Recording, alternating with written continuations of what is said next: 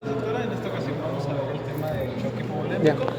Vamos a repasar lo que se Pues habla de sí. los estados de choque y pues hacer énfasis en el choque hipovolémico hemorrágico. Recordando más que nada la definición de estado de choque, esto se define como un estado de hipoperfusión generalizada, donde pues el aporte de oxígeno no satisface las demandas metabólicas o las demandas celulares pues, de diversos tejidos. Este dato me pareció interesante porque yo anteriormente pues, la hipotensión la relacionaba con choque y no es así. Puede que exista pues, un paciente normotenso y aún así se encuentre en estado de choque. Y pues esta es la relación que existe en el choque, o sea, hay una mayor demanda de oxígeno, pero hay una menor aporte de oxígeno, que es lo que genera pues, la hipoxia tisular. Existen cuatro tipos de choque: hipovolémico, que es el que veremos hoy, hemorrágico, no hemorrágico y traumático, el cardiogénico, el distributivo, que ya vimos uno de ellos, que es el séptico, y el obstructivo, que es menos frecuente. Aquí les agregué también los parámetros hemodinámicos que pues además de la clínica, pues algunos de ellos nos van a orientar a qué tipo de choque se trata.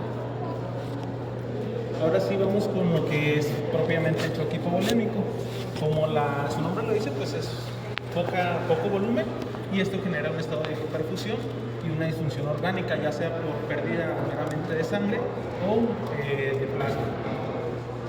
Y pues, como ya les mencioné anteriormente, puede ser hemorrágico, no hemorrágico o traumático. Respecto a datos epidemiológicos, pues, como vimos en la primera diapositiva, corresponde hasta un 15% de los 4 choques en total y es la primera causa de muerte temprana en lo que es trauma, junto con lo que es el TC. En el área de ginecología, pues es la primera causa de muerte, ¿no? La muerte materna. El choque hipovolémico hemorrágico es la principal causa de muerte. Otro dato importante es que alrededor del 15-16% de los ingresos a UCI es por un choque hipovolémico. Y algunas otras causas más frecuentes pues es la cirugía mayor, como un trauma de pelvis, un sangrado obstétrico, y en pacientes pediátricos o incluso adolescentes pues la principal causa es una deshidratación por diarrea o vómito, básicamente pues una gastroenteritis. Respecto a la fisiopatología, pues como el nombre lo dice, pues es una pérdida de plasma, una pérdida de sangre, lo que genera una salida de potasio intracelular. Esto va a generar una deshidratación isotónica que se va a presentar primeramente con la primera alteración electrolítica, que es una hipercalemia. Debido a esta pérdida de volumen, vamos a tener una activación de los vasoreceptores, la cual va a generar una liberación de catecolaminas, estas hormonas compensatorias, como vimos en la fase de sepsis. Esta liberación de catecolaminas va a generar un efecto sistémico y de redistribución, es decir, va a generar una vasoconstricción periférica, generando pues esta redistribución de flujo, priorizando pues órganos vitales como el cerebro, el corazón, los riñones, y disminuyendo el flujo sanguíneo en la periferia. Posteriormente, pues esta redistribución va a generar una disminución del retorno venoso y una disminución del gasto cardíaco. Estos pues son parámetros hemodinámicos que vemos en la tabla de la primera diapositiva. Y pues esta disminución del gasto cardíaco, esta perfusión tisular, pues va a generar meramente pues la activación de la vía anaerobia, lo cual posteriormente va a generar la hipoxia tisular. En esta imagen pues es algo similar, o básicamente pues aquí se explica lo que es el diamante de la muerte, que es la coagulopatía, la hipotermia, la hipercalemia y hipercalcemia, los cuales pues van a aumentar la mortalidad de nuestro paciente.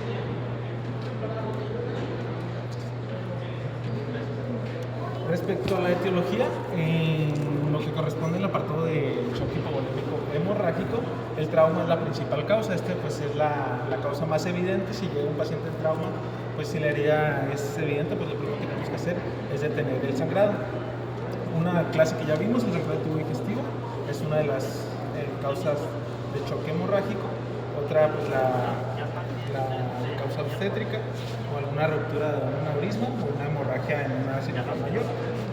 Respecto a las causas no hemorrágicas, tenemos pues las gastroenteritis, las renales. Estas son un poco menos comunes, pero pues algunas de las causas son el uso de diuréticos. O cutáneos como quemaduras, sin embargo, pues el tratamiento de quemaduras es muy distinto a lo que se hace en el tratamiento del choque hipovolémico. Otras causas que ya vimos también, pancreatitis, sepsis, pues nos generan un choque hipovolémico. Pues aquí tendríamos dos tipos de choque en conjunto. Y como última causa de no hemorrágica tenemos la deshidratación, ya sea por un golpe de calor.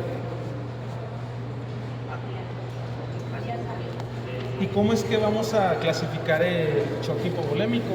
Anteriormente se utilizaba esta clasificación que conocemos todos, que va del 1 al 4, es la clasificación del ATLS. Esta clasificación evalúa parámetros, pues signos vitales básicamente, la presión arterial, la frecuencia y pues la pérdida sanguínea. Sin embargo, mencionan que esta clasificación pues está un poco en desuso, ya que pues los signos vitales suelen ser subjetivos, es decir, que por ejemplo si tenemos un paciente, no sé, que presenta un trauma, un choque hemorrágico, pero pues es atleta, pues la frecuencia cardíaca va a estar subjetiva. Igual pacientes que usen beta bloqueadores, estos parámetros se pueden ver pues un poco descompensados, o igual lo que es la pérdida de la sangre, pues subjetiva, ¿no?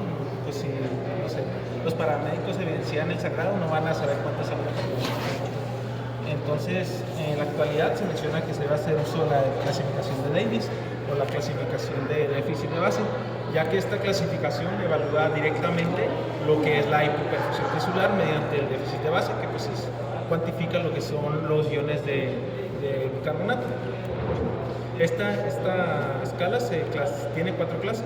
La primera no hay choque, tenemos valores normales de déficit de base, es decir, menor a 2 milimoles sobre litro, mientras que en la clase 4 ya hablamos de un choque severo y pues tenemos un valor mayor a 10 milimoles por litro.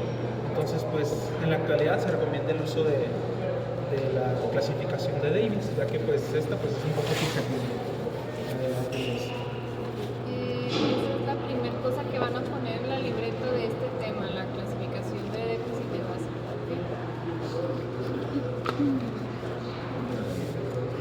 También nos podemos auxiliar con lo que es el índice de choque, ya sea el normal o el modificado.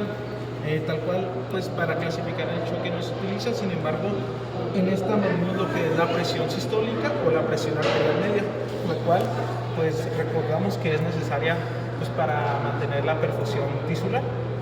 Entonces, esta nos va a orientar más que nada a si tal cual está en choque o no el paciente. Sin embargo, se recomienda pues auxiliarnos de tanto la de Davis como la de índice de choque. Esta es la segunda cosa, las dos fórmulas, la de normal y el modificado.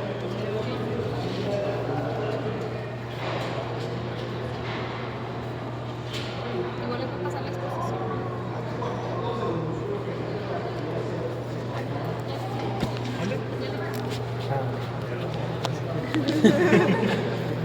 Ahora vamos con la clínica. ¿Cómo es que vamos a encontrar a estos pacientes? Primeramente, pues son datos generales de hipoperfusión.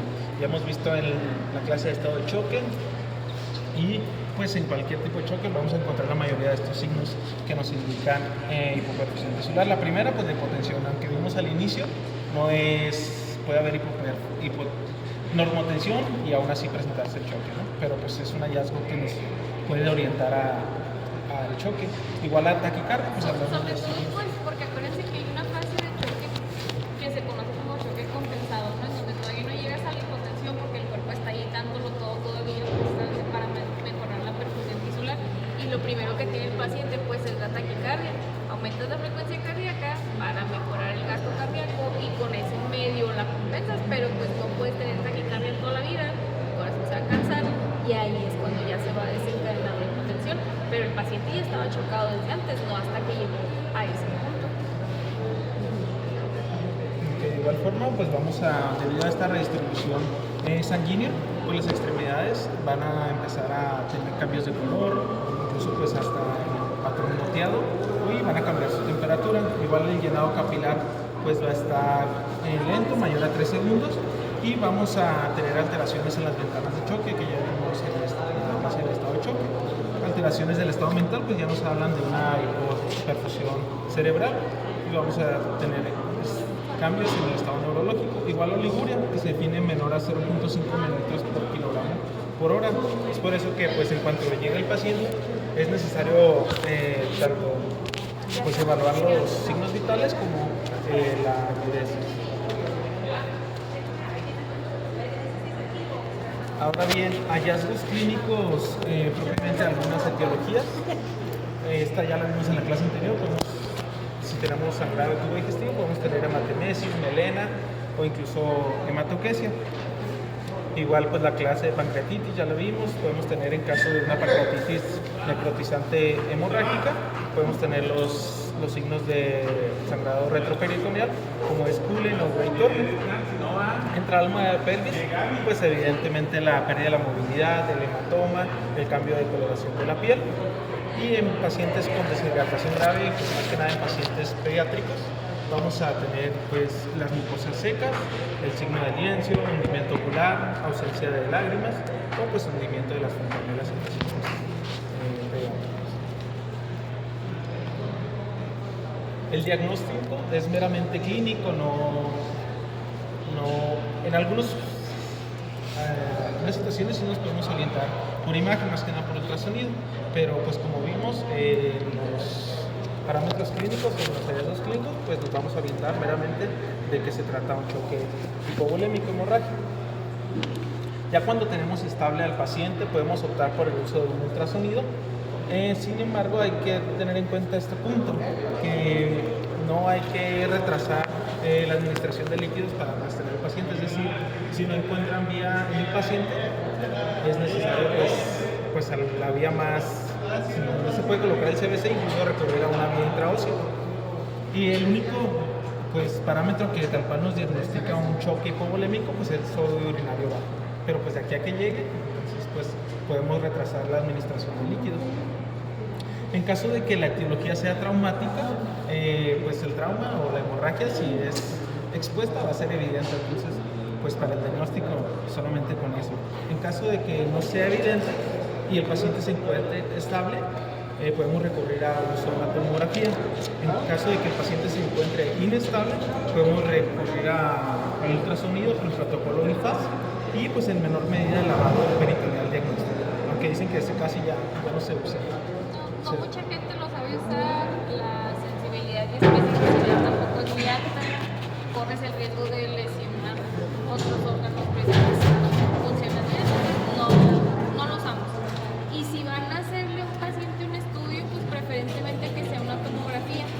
Hay ciertos departamentos de urgencias que sí están equipados con el ultrasonido ahí para que le hagas como que rápido un rastreo y hay medio sepas, ¿no? En el contexto de trauma, eso lo vamos a ver en el siguiente módulo.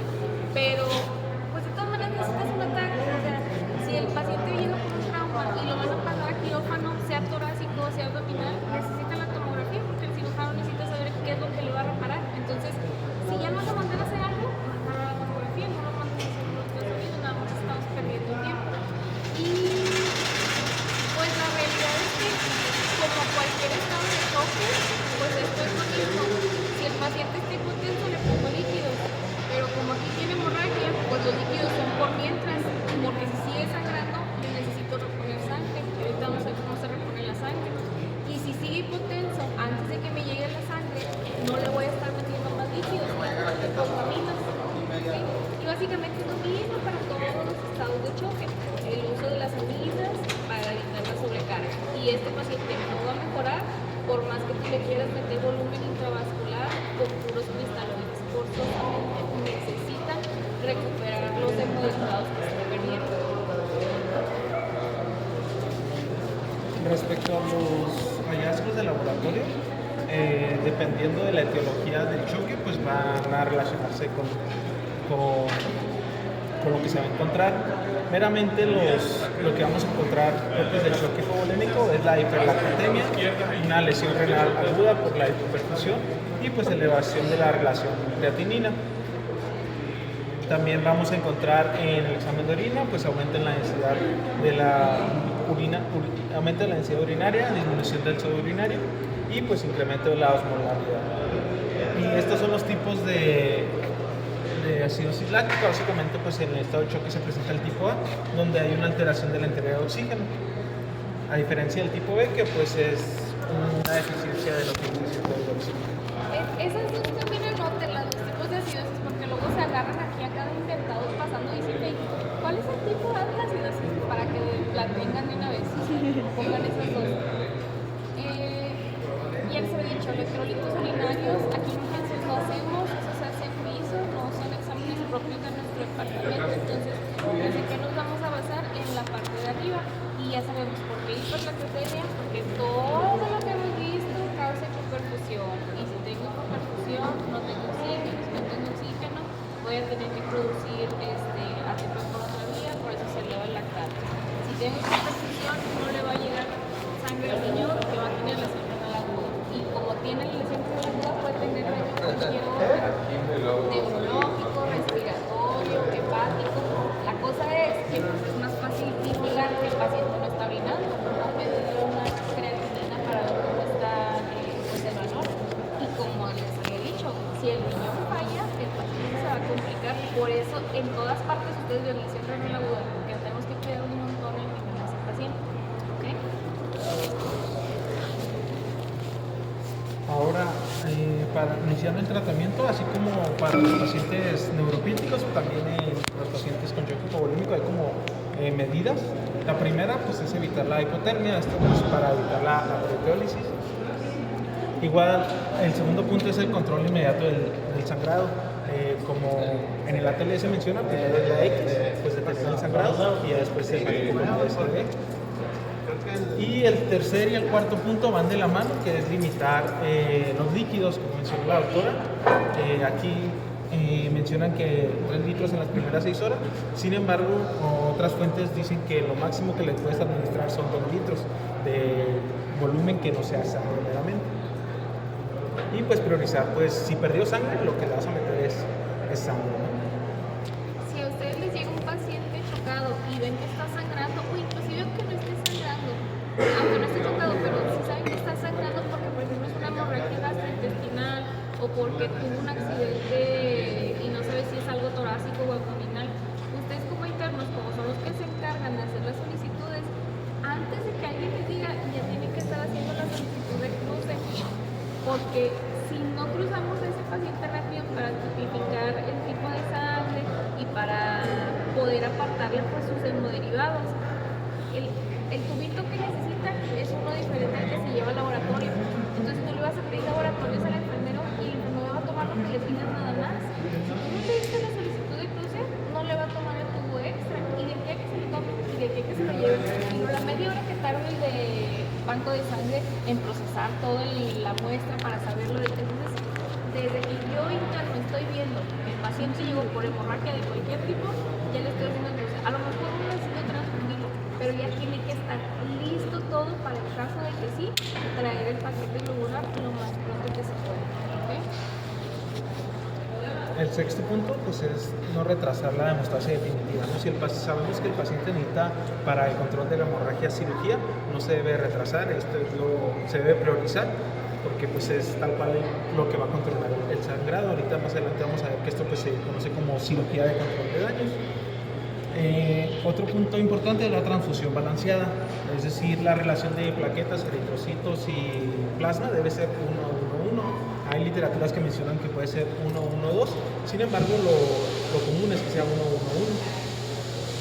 Y pues la monitorización de la coagulación dirigida, que es la tranguelastografía rotatoria, pues la normal, pero pues eso se me hizo muy extremo. Muy bomba.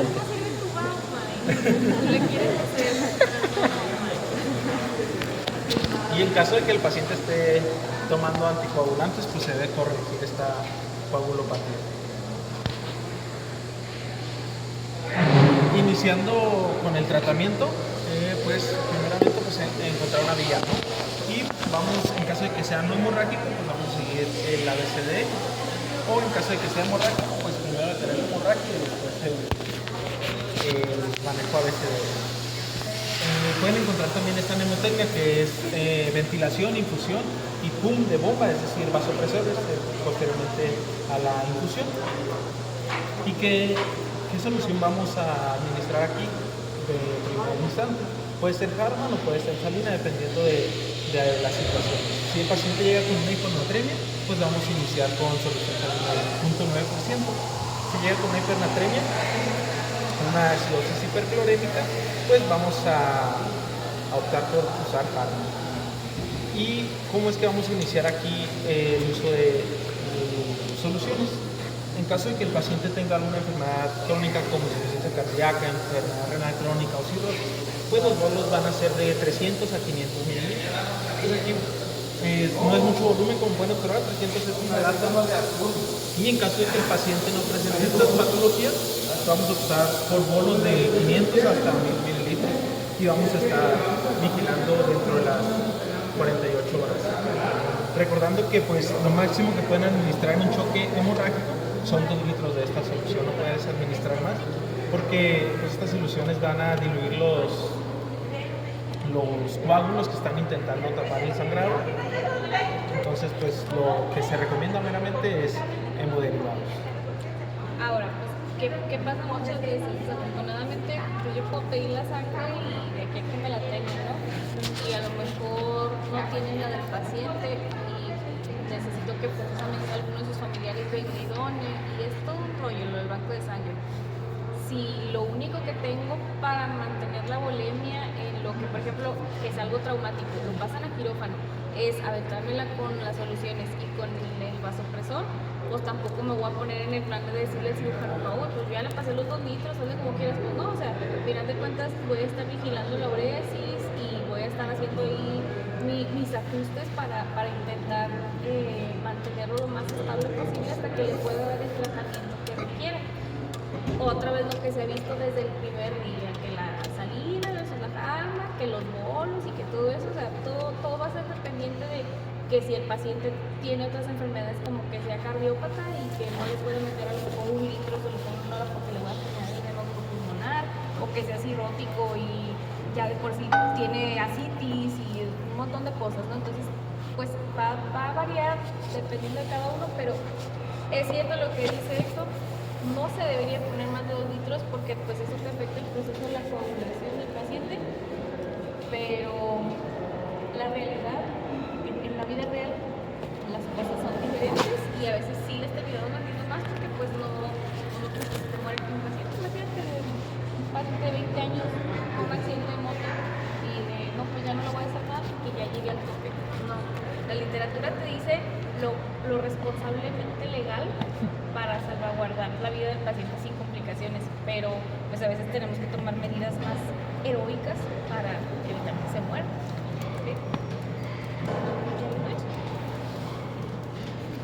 Y estas son otras reglas que se deben de tener en el tratamiento de estos pacientes. Como ya les mencioné, pues la limitación del líquido, aunque ya mencioné la doctora que pues se debe evaluar beneficio-riesgo.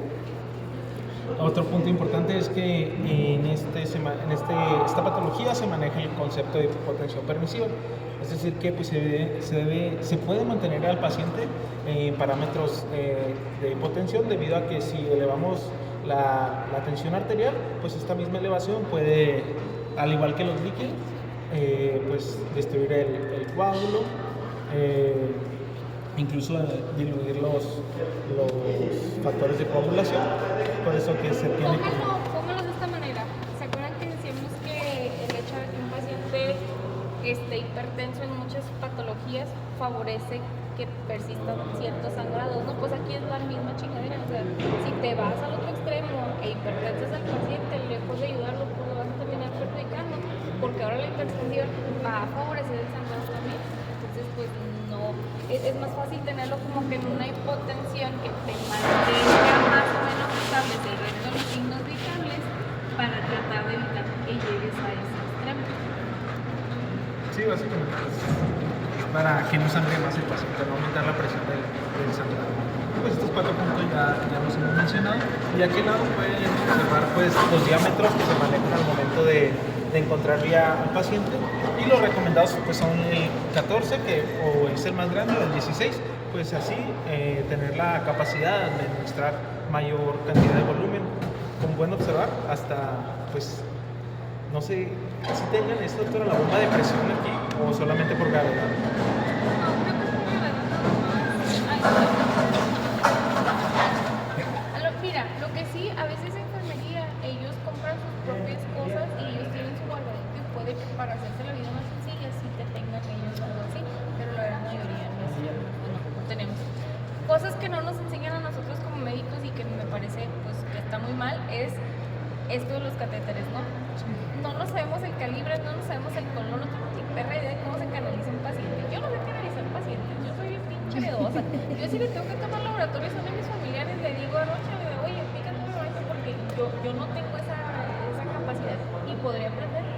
Pero por favor, mi recomendación es cuando entrar al internado, dime una enfermera, la vida se les va a abrir enormemente si ustedes saben canalizar un paciente y saben cómo se clasifican estos dispositivos. Un paciente politraumatizado o un paciente que requiera de gran volumen va a favorecerse más de que tú le pongas catéteres de calibres grandes como el 14 o el 16, que son de color negro y gris, a que le pongas, por ejemplo, un central, porque el central te sirve para ciertas soluciones que no puedes poner vía periférica, pero los volúmenes no son tan grandes, entonces si tú le quieres meter un chingo de volumen en poquito tiempo, no vas a poder. Entonces, siempre, cuando están en choque, vean cómo canalizan los enfermeros. Ellos agarran una vía de este lado, una vía de este lado, para tener las dos permeables, y siempre con los calibres más grandes. Los colorcitos, ya por ejemplo el azul o el rosa, generalmente son ya calibres muy chiquitos, y los pediátricos pues ni se diga, ¿no? Pero mínimo ustedes tienen que saber 14 y 16 son el color negro y el color gris oscuro, y esos son los que utilizamos para los pacientes que están en politrauma. Y también se utilizan, por ejemplo, en pacientes que tienen paredes abdominales ya muy fibrosadas cuando van a hacer paracentesis, porque cuando estén aquí, a lo mejor les pasan un catéter que está chiquito y no les va a dar nada de retorno, precisamente por eso, porque vean qué grueso está el catéter de este lado y qué delgadito está el de acá.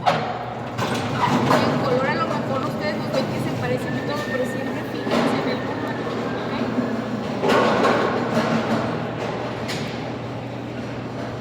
Ahora, ¿cómo es que o cuándo vamos a activar el protocolo de transfusión masiva?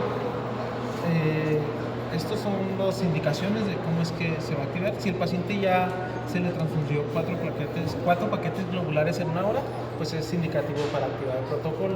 Además, pues aquí encontré este parámetro que pues no se utiliza, ¿no? Que es la clasificación de la TLS. Si se encuentra en el grado 4, pues también es indicativo para activar este protocolo, o si ya se le transfundieron 10 paquetes en 24 horas, o si tiene una puntuación mayor o igual a 2 del ABC Score. Esta es la aplicación que nos pasó la doctora, el MedCal, creo que se llama, y pues evalúa 4 parámetros este score, el ABC, que es la frecuencia cardíaca, la tensión arterial, si el mecanismo fue penetrante y si el ultrasonido pues es positivo, ¿no? El protocolo IFAS. En caso de que tenga más de 2 puntos, pues ya es indicativo a que el paciente requiere una transfusión masiva. O meramente, pues si el paciente está inestable, pues desde el inicio se puede activar este protocolo. Hay una cosa que se me pasó decirles con respecto a las historias clínicas. A alguno de ustedes, bueno, a varios de ustedes les tocó un caso de hemorragia que se tenía que transfundir y no les dije cómo se hacen las transfusiones. En este caso, si se fijan, dice 4 paquetes globulares en 1 hora, porque a mí lo que me urge ya es meterle todo lo que se pueda de hemoderivados para tratar de estabilizarlo para pues el manejo definitivo, que generalmente son quirúrgicos. Pero en un paciente normal que no está inestable, no le puedo poner eso porque le puedo generar complicaciones. Hay 2 complicaciones, pues como que las más famosillas que se conocen, que una es el taco y otra es el trali, que son, una de ellas es edema agudo pulmonar y otra es una reacción alérgica. Revísenlos ahorita, si quieren ponerlos en la libreta, pues pónganlos en la libreta. Pero el chiste es que si yo le paso paso rápido los paquetes globulares, un paciente corre el riesgo de generar edema agudo pulmonar por sobrecarga. Entonces, casi siempre ponemos, por ejemplo, pueden pedir cruzar 3 paquetes globulares, pero yo no se los voy a pasar entonces. Transfundir un paquete globular para 3 horas. Y ya.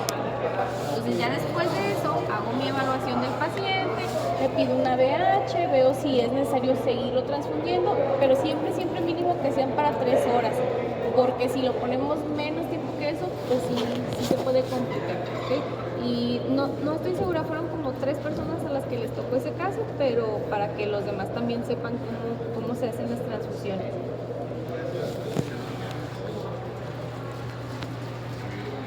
Y así es como se activa. Bueno, en esto consiste el protocolo de transfusión masiva. Básicamente, pues vas a transfundir un paquete de urocitario, un paquete de plaquetas y un paquete de plasma. Y yo esto no lo he entendido. O sea, la activación del protocolo es para que Banco de Sangre te empiece a mandar uno de cada uno así, para que estén listos. Sí, porque mira, para que el Banco de Sangre te preste sangre para un paciente, necesita hacerle eso del grupo IRH, que es lo de el cruce, ¿no? La quita que tomamos. Pero en estos casos, como ese proceso tarda pues bastantito, hay un consentimiento que te hacen firmar a ti como médico tratante de que tú autorizas de que se te presten los hemoderivados que tengan independientemente del grupo IRH que sea tu paciente, porque el riesgo de que se te muera es muy grande de que te haga alguna reacción cruzada por el tipo de sangre que tengas. Entonces, en esos casos, se firma el consentimiento y ellos, como ya dicen, pues es que estoy haciendo el protocolo de transfusión masiva, ellos ya te los mandan. O sea, pero, ajá, es como cuando dicen, activan el código ERI, ¿no? Que es de las embarazadas y que todos saben que se tienen que acudir al laboratorio y tienen que ver qué pedo y así. Pues aquí es básicamente lo mismo, pero pues está más encaminado a específicamente ese departamento. Sí, es que tú le vas a hacer el cruce, pero si te llega y ves que los siguientes 10 minutos me está moviendo, entonces fácil que vas a ver un tratamiento que se ¿qué va a ser peor? Pues más ahorita porque con la posibilidad de que tenga una complicación, que le ponga un tipo de sangre que puede corresponder. Entonces ahí es un beneficio y ya soy como. Y eso se le da al paciente que tiene. O si se está muriendo casi mal volada con los familiares. O sea, al final de cuentas, si estás solo, tú como médico tienes la facultad para tomar esa decisión. Entonces, en casos de emergencia, donde el paciente no te puede responder, y esto aplica para todo, para cortes contubar, cuando tienes que colocar venoso central, todo debería ir con consentimiento, pero si eso pone en riesgo la vida del paciente y no hay nadie que te pueda autorizar por eso, que sea un procedimiento, tú legalmente estás obligado a brindarle. Y pues ya con tu dedo tú tienes la capacidad para tomar esa decisión. O sea, ya no nadie te puede decir, pues ¿por qué lo hiciste? No soy médico. Y ya, no te puedes decir nada, en teoría. De que puede haber pedos, pues sí los puede haber, luego la gente lo manda por todo, pero así es como se debería de trabajar. Y como medicamentos coadyuvantes tenemos el ácido tranexámico. Ahorita veremos más adelante cómo es que se indica, pues aquí pueden observar a grandes rasgos. Pero algo que hay que recordar que este no es útil en sangrar el tubo digestivo. Y eso es bueno que lo menciones. ¿Se acuerdan que vieron el día de hemorragia gastrointestinal? ¿Vieron ácido tranexámico en algún lado de la película? Recuerdan esto. Ácido tranexámico para el intestino. Hay una modita muy pues, desaconsejable de que de repente empezaron a ponerle ácido tranexámico a los sanguáneos del tubo digestivo y de repente los pacientes se les empezaban a desear porque empezaban a hipercoagular por el ácido tranexámico. Entonces, no siempre es como, ¿qué pasa cuando vamos a ponerle esa madre? No siempre es indicativo y en hemorragia gastrointestinal puede tener ese efecto. O sea, hay pacientes que se complican de esa forma, se desean porque forman coágulos y algo gorro. Entonces, no siempre es necesario. Aquí en el contexto de trauma cambia la situación, pero en hemorragia intestinal no lo usen, por favor, no aprendan eso.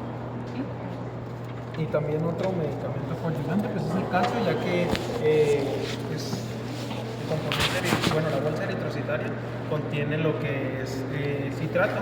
El citrato se utiliza para que se une al calcio y no se coagule la sangre. Entonces, si ya transfundimos varias veces, puede que generemos una toxicidad por el citrato, debido a que pues arrebasamos el metabolismo de este componente, y es por eso que se puede utilizar, pues, reponer este calcio que es el citrato. Y luego acuérdense que la cuestión con el calcio pues es que tiene mucho que ver con la despolarización y repolarización de la membrana cardíaca. Entonces por eso luego te hacen ahí arritmias por andarle pasando un chingo de sangre y no haber tenido la precaución de ponerle gluconato de calcio después. ¿Okay? ¿Y cómo es que vamos a vigilar que el paciente mejoró? Básicamente, pues estas son las ventanas de choque, pues vamos a evaluar cambios que se hayan presentado, cambios en los signos vitales, que haya mejorado la tensión arterial, que haya mejorado la taquicardia compensatoria, que el llenado capilar haya disminuido, o empezamos a ver un aumento de la diuresis mediante la colocación de la sonda Foley. Y pues auxiliarnos con el ultrasonido, y vamos a ver cambios tanto en el lactato como en el sodio biliar. En caso de que el paciente no mejore, o como mencionó la doctora, pues no tengamos a la mano el uso de la transfusión, pues podemos optar por el uso de vasopresores. Estos tal cual están indicados cuando no se puede mantener una PAN mayor a 65 milímetros de mercurio, o cuando el choque duró más de 6 horas, pero en caso, pues yo creo que si está inestable el paciente, pues podemos iniciar vasopresores. De hecho, va a ser bien raro que ustedes vean a un paciente chocado aquí en urgencias, y que digas, no, me voy a esperar una hora para iniciar el vasopresor. No, o sea, generalmente si desde el primer bolo no ves una mejoría en los signos vitales, ya estás a los 15 minutos diciendo, prepara la labor, pónsela tanto, y él lo estamos titulando. Es mejor que se la inicies y luego se la retires, porque ya no sea necesaria, a que tardes en iniciársela, porque le va a ir peor al paciente. Si ya de por sí están viendo que el paciente está todo jodido y que va a sangrar mucho y que no se va a resolver rápido, vela preparando, porque sabes que eventualmente se va a chocar y que va a violar las mejor. Generalmente se inicia con norepinefrina. Esta se inicia con la dosis mínima de 0.01 microgramos por kilogramo por minuto. Esto se conoce como una unidad gamma, y esto es útil para cuando se va a utilizar hidrocortisona, que veremos más adelante. Hay que tener en cuenta que pues, los distintos mecanismos de acción de la norepinefrina y la vasopresina pues son diferentes. Es por eso que primero se coloca uno, y en caso de que no esté funcionando es cuando se inicia el segundo, que pues actúa en los receptores B1 del vaso, mientras que la norepinefrina actúa en los receptores alfa 1 o beta 1.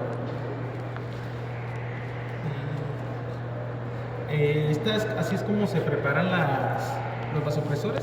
La norepinefrina tiene esta presentación: 4 miligramos en 4 mililitros, y se diluye en 4 ampolletas en 250 mililitros de solución glucosada al 5%.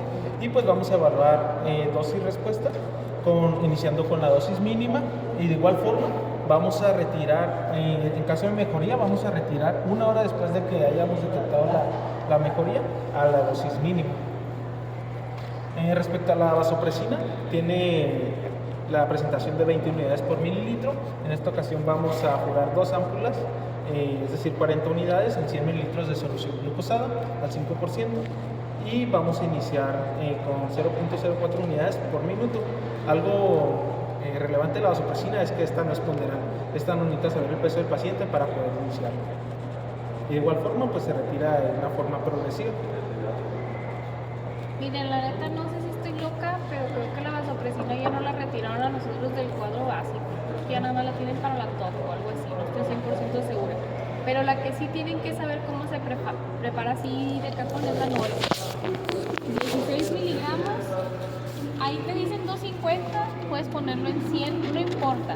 O sea, los 16 miligramos en solución glucosada, y se pasa por bomba de infusión continua. Ya dependiendo cómo calculen ustedes la dosis, pues le ponen a tantos mililitros por hora. Pero son 16 miligramos de norepinefrina, aforados en 100 mililitros de solución, aforados en 250 mililitros de solución. De preferencia siempre pongan las aminas en solución glucosada al 5%.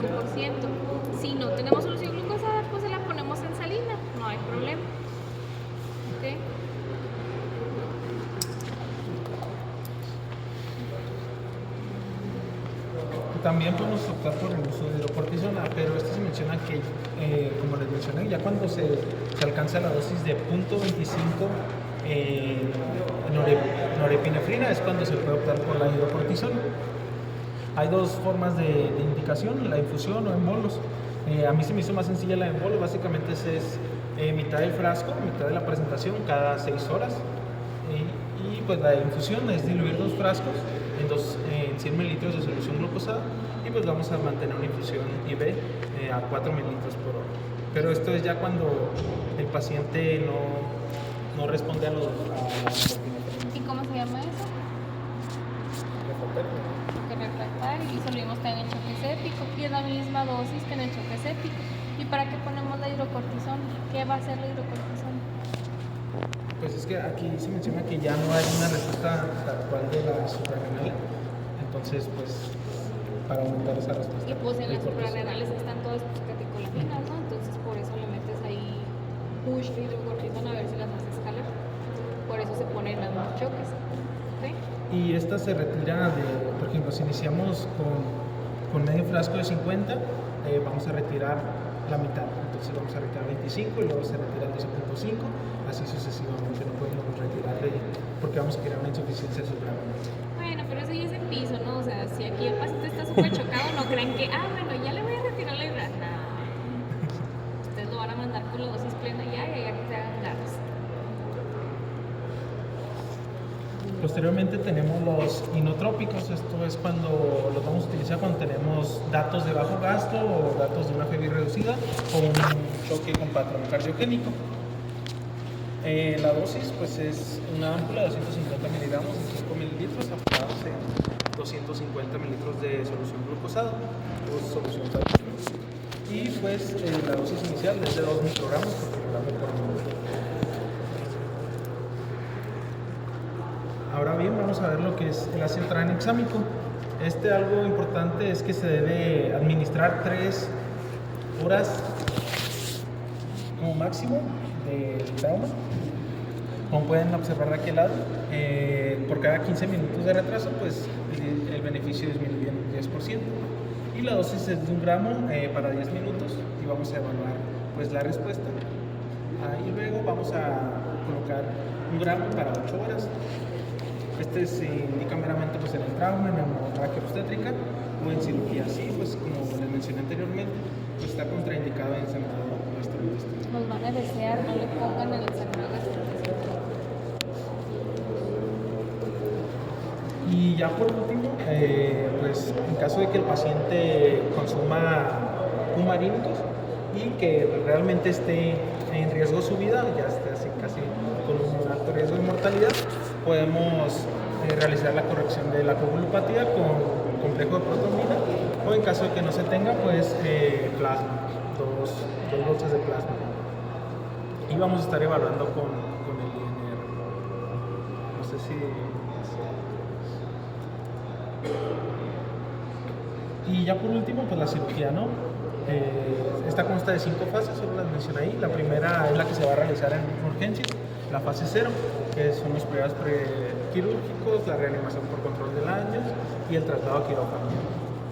Posteriormente, del 1 al 4, pues ya corresponden al área de cirugía, donde pues primeramente en la fase 1 van a detener el sangrado, posteriormente se va a mantener estable al paciente en cuidados intensivos y al final pues se va a reparar la herida o la causa de este sangrado. Y eso sería todo. Nosotros actuamos en la fase 0 básicamente y ya todo lo demás pues, se tiene que hacer por cirugía. Incluso las hemorragias gastrointestinales, pues ya sabemos que se necesita endosco, y eso también es quirúrgico, disposición de filtro y el gastro se encarga.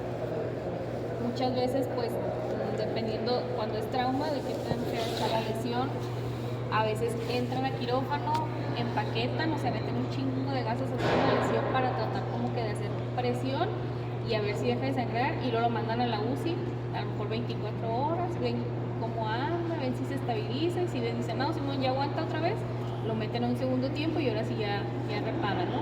Pero pues les digo, o sea, ya no nos compete a nosotros. A nosotros es todo lo previo, mandarlo con sus vasopresores, con sus cristaloides, con los hemoderivados, para que vaya lo más estable posible. Y hacer todo rápido, les digo. Ustedes a lo mejor creen que no es mucha diferencia, pero sí hace mucha diferencia que se les haya olvidado mandar el cruce y se manda hasta una hora después. Por eso pueden retrasar el traslado a quirófano. Entonces, sé que quizá para ustedes sea mucha responsabilidad decir, chingo, pues que porque las solicitudes son del interno y todo. Pues así es la vida, amigos. Ustedes querían hacer esto y eso les toca. Entonces, que no se les olvide laboratorios y que se vaya esto también. ¿Ok? ¿Dudas con el tema?